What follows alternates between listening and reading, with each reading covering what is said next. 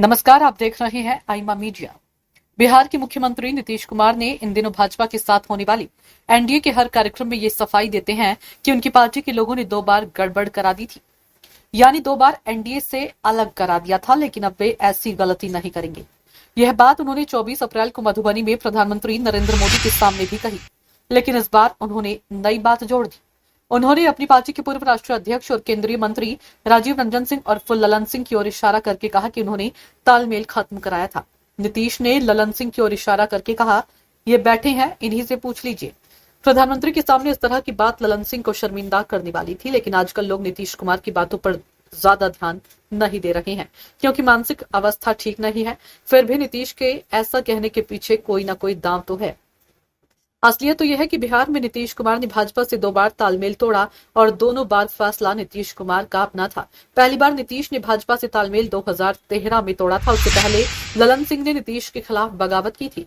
वे 2010 में नीतीश से अलग हो गए थे और कांग्रेस की मदद कर रहे थे।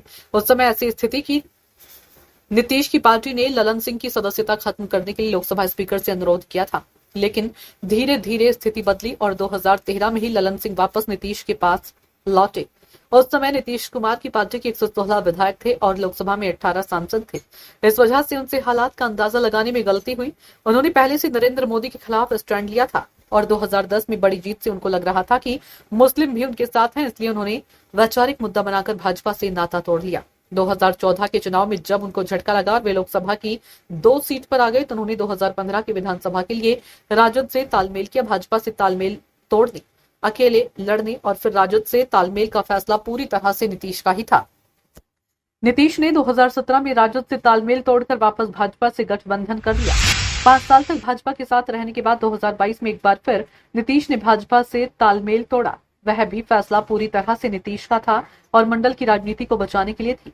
जानकार सूत्रों का कहना है कि मार्च 2022 में जब उत्तर प्रदेश में लगातार दूसरी बार भाजपा की सरकार बनी, तब नीतीश को लगा था कि मंडल की राजनीति समाप्त हो रही है। उनको लग रहा था कि 2017 की यूपी की जीत एक संयोग है, लेकिन 2022 में एक स्वर्ण और कट्टर हिंदुवादी नेता के मुख्यमंत्री रहते भाजपा दूसरी बार जीती, तो नीतीश ने फिर भाजपा से लड़ने का फैसला किया।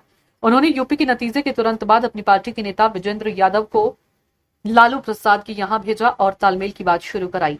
ये जरूर है कि राजद से तालमेल के बाद ललन सिंह की नजदीकी लालू प्रसाद से बढ़ी थी, लेकिन भाजपा से तालमेल तोड़ने का फैसला नीतीश कुमार का अपना ही था। आईमा मीडिया को अगर आप यूट्यूब पर देख रहे हैं तो सब्सक्राइब करें, फेसबुक या अन्य सोशल मीडिया प्लेटफॉर्म पर देख रहे हैं तो फॉलो करें। हमें कमेंट बॉक्स में अपने सुझाव अवश्य दीजिए।